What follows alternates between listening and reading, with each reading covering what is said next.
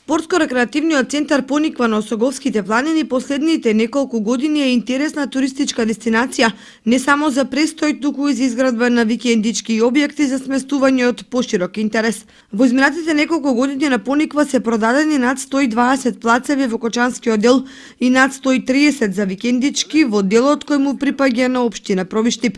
Се градат викенд куќи во веќе урбанираните делови на Пониква, а интересот на секоја јавно надавање на плацевите е се поголем. Купувачи се јавуваат не само од Кочани и Пробиштип, туку и од повеќе градови на Македонија.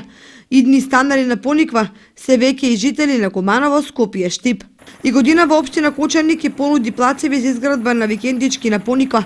Нивниот број се планира да изнесува 60, но се зависи од измените и дополнувањето на деталниот урбанистички план за овој центар, кој е на јавна расправа и во фаза на донесување. Од јавната расправа односно анкетата меѓу граѓаните и нивните забелешки и сугестии ќе следува донесувањето на измените и дополнувањето на деталниот урбанистички план за Пониква, од кој ќе зависи и идниот развој на овој рекреативен центар во Источна Македонија.